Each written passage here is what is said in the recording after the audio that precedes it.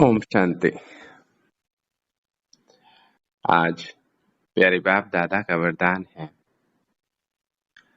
आवाज आवाज से परे की स्थिति में स्थित हो सर्व गुणों का अनुभव करने वाले मास्टर बीज रूप भव। जैसे बीज में सारा वृक्ष समाया होता है, वैसे ही आवाज से परे की स्थिति में संगम युग के सर्व विशेष गुण अनुभव में आते हैं। मास्टर बीज रूप बनना अर्थात सिर्फ शांति नहीं, लेकिन शांति के साथ ज्ञान, अतीन्द्रिय सुख, प्रेम, आनंद, शक्ति आदि आदि सर्व मुख्य गुणों का अनुभव करना। यह अनुभव सिर्फ स्वयं को नहीं होता, लेकिन अन्य आत्माएं भी उनके चेहरे से सर्व गुणों का अनुभव करती है। एक गुण में सर्व गुण समाये हुए रहते हैं। क्या कहते बाबा कि एक गुण में सर्व गुण समाये हुए रहते हैं। आज प्यारे बाबा हम आत्माओं को आवाज से परे की स्थिति का अनुभव करने के लिए कहते हैं और बता रहे हैं कि इस स्थिति में स्थित रहने से ही आप शांति के साथ साथ सर्व गुणों का अनुभव कर सकते हो। और हम मनुष्य आत्माओं को हमेशा यही प्यास रही है या फिर यही तलाश रही है सर्व गुणों की। जब से द्वापर आया और द्वापर से जैसे ही हम आत्माएं अपने वास्तविक स्वरूप को भूल गई, तब से ही फिर गुणों की तलाश शुरू हो गई। परंतु गुणों की तलाश के लिए आत्माएं बाहर की ओर सफर करती रही, यात्रा करती रही। लेकिन बाबा जैसे ही आए और बाबा ने हमारी यात्रा बाहर की ओर से अंदर की ओर कर दी। बाबा कहते हैं सर्व गुणों का अनुभव करने के लिए आपको आवाज से परे की स्थिति का अभ्यास करना है या फिर आवाज से परे जाना है। अव्यक्त बाप दादा हमेशा कहते हैं ना, बच्चे मैं आया हूँ आवाज में तुम्हें आवाज से परे ले जाने के लिए। और आवाज से परे की जो स्थिति है वो है परम धाम, शांति धाम की, जहाँ आत्माएं अपने बीज रूप अवस्था में रहती है। और वहां की जो स्थिति है वो संपूर्ण बीज रूप स्थिति, जहाँ सर्वगुण समाये हुए हैं। परंतु वहां आत्माएं इन सर्व गुणों में होते हुए भी उसका अनुभव नहीं कर पाती हैं, क्योंकि बीज है। और ये बीज जब तक धरनी पर नहीं पड़ता तब तक उसके गुण प्रकट नहीं होते, आत्मा को वो गुणों की अनुभूति नहीं होती। जैसे हम नींद में हैं, बहुत गहन शांति में हैं, परंतु इतनी शांति का अनुभव होते हुए भी, मतलब अर्थात शांति में होते हुए भी उसकी अनुभूति नहीं होती। नींद है, जब खुलती है तब हमको महसूस होता है या फिर अनुभव होता है कि हम यहाँ हैं। नींद में तो कोई अनुभव ही नहीं है। ऐसे परम धाम में आत्मा बीज रूप में है, आवाज से परे की स्थिति में है, परंतु वहां अनुभव गुणों का नहीं होता, क्योंकि जब तक शरीर में नहीं आती आत्मा तो इन गुणों का अनुभव नहीं कर पाते। सो बाबा कहते हैं मैं तुमको आया हूं आवाज से परे ले जाने के लिए, और आवाज से परे ले जाकर सर्व गुणों की अनुभूति यहाँ ही कराने के लिए, यहाँ ही सत्व प्रधान स्थिति का अनुभव कराने के लिए।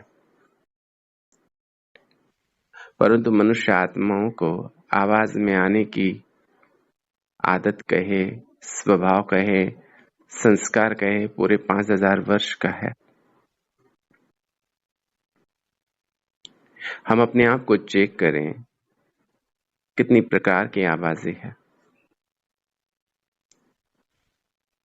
कभी कभी आत्माओं को जब कोई आवाजें सुनाई नहीं देती है ना, तो उन्हें डर लगने लगता है।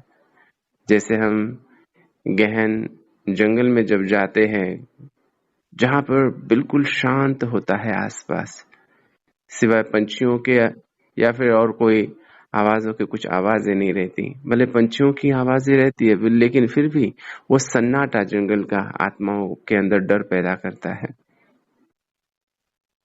क्योंकि आदत है आवाज सुनने की। बचपन से ही हमारी दो कर्मेंद्रियां, जैसे आंखें तो देखने का काम करती है, लेकिन मेन जो दो कर्मेंद्रियां हमारी, सुनना और बोलना। तो आत्मा जब तक बोल नहीं पाती तब तक सुनने का काम करती है, और ये सारी आवाजें उसके जहन में रिकॉर्ड होती जाती हैं। देखो तो कितनी सारी आवाजें हैं हमारे अंदर। हमारा हमारा जो नाम है वो भी एक आवाज है, और ये आवाज हम सुनना चाहते हैं बाहर की ओर। लोग, बहुत सारे लोग हमारे नामों को पुकारे। बचपन से नाम सुनने की जो आदत के हैं, स्वभाव के हैं, तो वो नाम हम हर एक के मुख से सुनना चाहते हैं। वस्तुओं की आवाजें हैं, साधनों की आवाजें हैं, संबंधियों की आवाजें हैं। आंखें बंद करके अगर सिर्फ आवाज भी सुन ले हम, तो हम पहचान जाएंगे कि ये कौन है, ये किस वस्तु की आवाज है, कोई साधन की आवाज है। आवाजें पूरी रिकॉर्ड है हमारे जहन में। ये तो हो गई बाहर की आवाजें। अंदर की भी आवाजें हैं, और अंदर की आवाज भूतकाल में जो हो गई है घटना, वो भी अभी उसका भी आवाज सुनाई देता है वर्तमान में। चाहे जो भी हुआ हो, जाने अनजाने कोई बात हो गई हो, और कुछ भविष्य की आवाजें भी पुकारती हैं। कोई लक्ष्य हो, कोई टारगेट रखा हो, वो बात भी आत्माओं को पुकारती है। तो आवाजें आवाजें और आवाजों से घिरी हुई है आत्मा। बाबा कहते तुमको बच्चे सर्व आवाजों से परे जाना है। और ये सारी आवाजें तो है ही है, साथ साथ साथ इच्छाओं की जो आवाज है, कामनाओं की जो आवाज है, वो तो सबसे ज्यादा है। सुबह से लेकर शाम तक थोड़ा आप बिल्कुल मौन रहे, वाणी का भले मौन रहे, लेकिन आप अनुभव करेंगे कि अंदर कितनी सारी हलचल चल रही है, कितनी सारी आवाजें चल रही हैं, कितने लोग बात कर रहे हैं। पूरा संसार हमारे अंदर है। बचपन से लेकर आज तक जो जो भी हमने सुना, देखा, अनुभव किया, जिनके साथ में भी रहे, वो सारी चीजें, सारे संबंध, सारे साधन, सारी परिस्थितियां वर्तमान में इमर्ज हो जाती है, और एक संसार, एक कोलाहल, एक पूरी आवाजी दुनिया हमारे अंदर वो हमें दिखाई देती है। होते भले मुख के मौन में है, लेकिन अंदर में बहुत आवाजें चल रही हैं, और ये आवाजें आत्मा को शांति का अनुभव नहीं करने देते। इसीलिए कहते हैं ना, भले जंगल में चले जाएंगे, लेकिन आप अपने आप से तो नहीं भाग सकते। ये अंदर जो आवाजें चल रही हैं, संसार की आवाजों से तो आप निकलते जा रहे हो, समझो जंगल में चले गए, लेकिन अंदर में तो आवाजें चल ही रही है। उसको कैसे शांत करोगे? इसलिए बाबा कहते हैं बच्चे, सर्व गुणों की अनुभूति अगर करनी है तो आपको कहीं और जाने की जरूरत नहीं है, जंगल में जाने की जरूरत नहीं है। बस यहाँ रहते ही सर्व प्रकार की आवाजों से परे जाना है।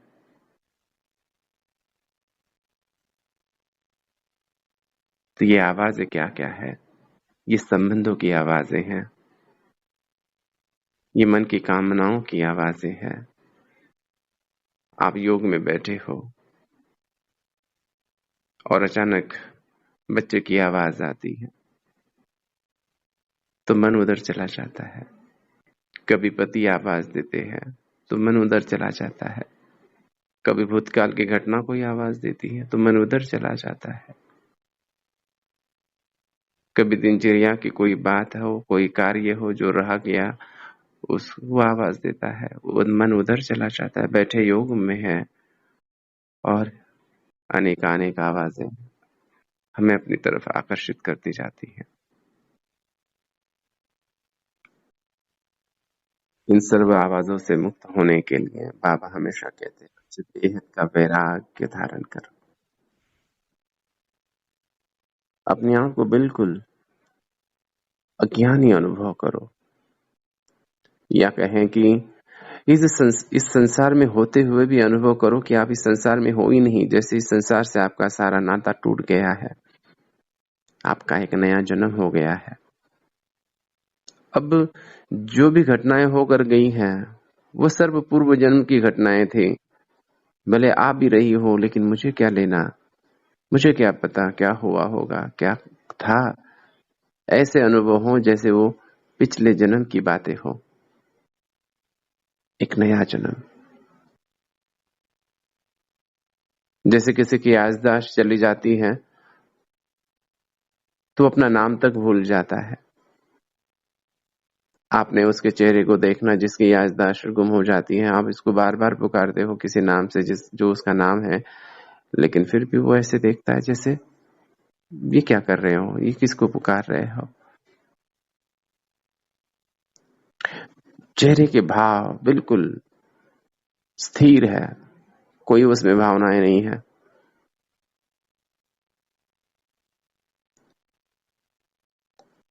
तो सर्व आवाजों से मुक्त होने के लिए, गहन शांति का अनुभव करने के लिए, क्योंकि ये गहन शांति में ही सर्व गुणों की अनुभूति है, इसलिए उसको शांति धाम कहते हैं। उसको सुख धाम नहीं कहते हैं, उसको आनंद का धाम नहीं कहते, उसको शांति धाम कहते हैं, क्योंकि वो शांति की अवस्था में आत्मा सर्व गुणों की अनुभूति करती है। शांति में ही सुख है, आनंद है, प्रेम है, शक्ति है, आदि आदि सर्वगुण है। इसलिए हमारा जो महामंत्र भी है वो है ओम शांति।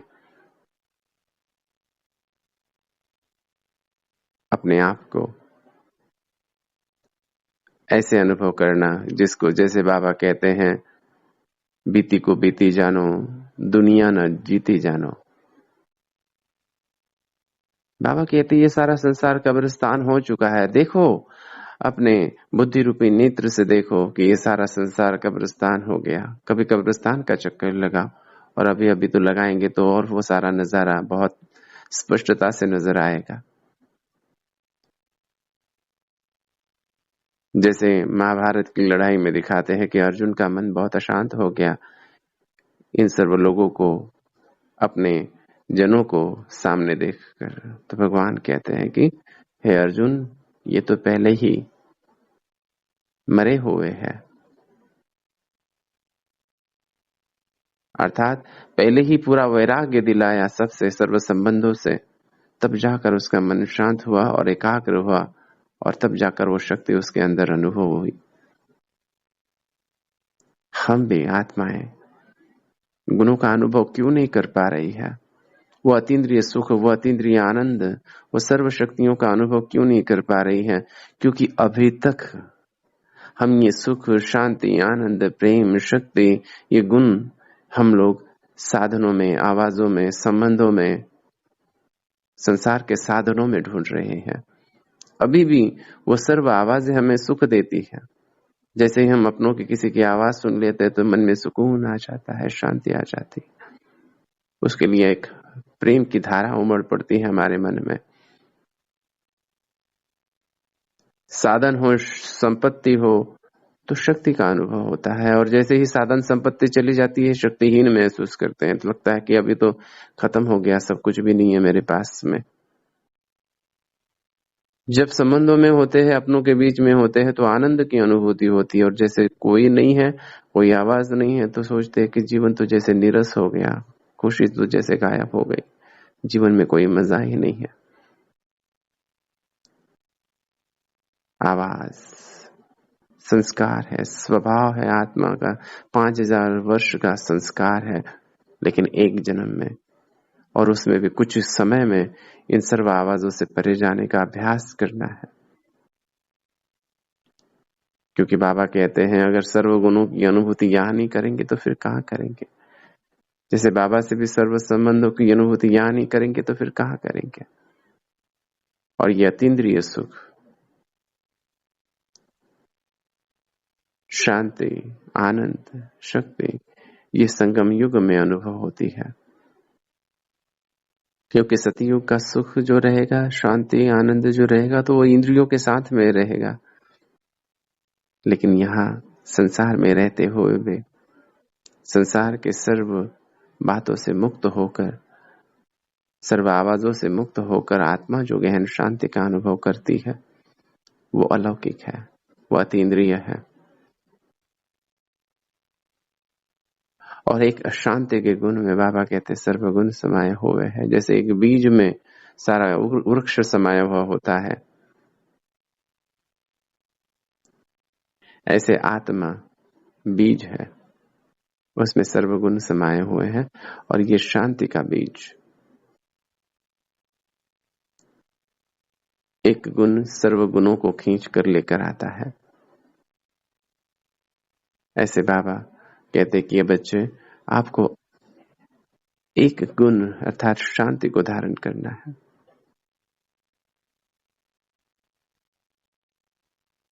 उसके लिए आवाज से परे शांति को धारण करना अर्थात क्या है? सर्व प्रकार के आवाजों से परे जाना है। और सर्व प्रकार के आवाज अर्थात अपने मन से भी परे। ये मन बार बार पुकारते रहता है, तो मन की कामनाओं से परे, देह के साथ साथ देह के सर्व संबंधों से परे, जो भी प्राप्तियां हो, जो भी मान हो, सम्मान हो, शक्तियां हो, इन सर्व से परे। और एक बस अपने आप में, स्वयं में, कि मैं आत्मा मास्टर शांति का सागर, शांति के सागर शिव बाबा की संतान। बस एक तो मैं और मेरा बाबा, दूसरा न कोई, बाबा ही मेरा संसार। बेहद का वैराग और निरंतर वैराग, कभी कभी का नहीं, बेहद का और निरंतर वैराग। कभी वैराग्य और कभी राग रहेगा तो निरंतर हम अनुभव नहीं कर पाएंगे और कर ही नहीं पाते। आत्मा संतुष्टता का अनुभव ही नहीं करते। अब जब हमें पता है भगवान आया हुआ है, अब जबकि हमें पता है संसार परिवर्तन होने वाला है, अब जबकि पता है कि बहुत कम समय रहा हुआ है, ऐसे समय पर भी अगर हम अपने मन और बुद्धि को इन सर्व प्रकार की आवाजों से अगर मुक्त नहीं करेंगे, तो फिर इतना श्रेष्ठ समय, श्रेष्ठ भाग्य, श्रेष्ठ संबंध, श्रेष्ठ ज्ञान मिलने के बाद में भी उसका क्या फायदा? कहेंगे भगवान ने दिया तो था लेकिन झोली फटी हुई थी, सारा वेस्ट चला गया। क्योंकि वो जैसे ही झोली फटी हुई है, जैसे ही धरनी पर पड़ जाता है, वो खजाना वो मिट्टी हो जाता है। बुद्धि मिली है, समझ मिली है, उस समझ को पकड़े। ऐसा ना हो समझते तो है, ज्ञान तो रोज सुनते हैं, समझ अर्थात जब ज्ञान मिलता है तो बहुत अच्छी तरह से समझता है, हाँ बराबर ऐसे ही है। लेकिन जैसे ही प्रैक्टिकल में करने की बात जब आती है तो समझ एक साइड में रहती है। और ये पुराना संस्कार है जो व्यक्त होने का, आवाज में आने का, वो प्रत्यक्ष में आ जाता है। और फिर जब कर्म हो जाता है, बात हो जाती है, वो सब कर्म कंप्लीट हो जाता है, फिर कहते हैं अरे ये मैं क्या किया, मैंने तो ये नहीं करना था, मैंने तो ये नहीं बोलना था, मैंने तो गुस्सा नहीं करना था, मैंने तो आवाज में नहीं आना था। इसलिए कहते कि समझ को एक साइड में रख देते हैं, अर्थात ज्ञान को एक साइड में रख देते हैं। नहीं, ज्ञान को अंदर जाने दें, समाये ले अपने अंदर, उसको अपना बनाओ, तब ये समझ प्रैक्टिकल में काम में आएगी। तो वैसे हम सभी सर्व प्रकार के आवाजों से परे की स्थिति में स्थित हो, सर्व गुणों का अनुभव करने वाली मास्टर बीज रूप आत्माओं को, बेहद की वैरागी आत्माओं को, एक प्यारे बाबा को ही अपना संसार मानकर मेरा तो एक दूसरा न कोई, इस संबंध से बाबा के साथ में रहने वाली आत्माओं को स्नेह भरा याद, प्यार और ओम शांति।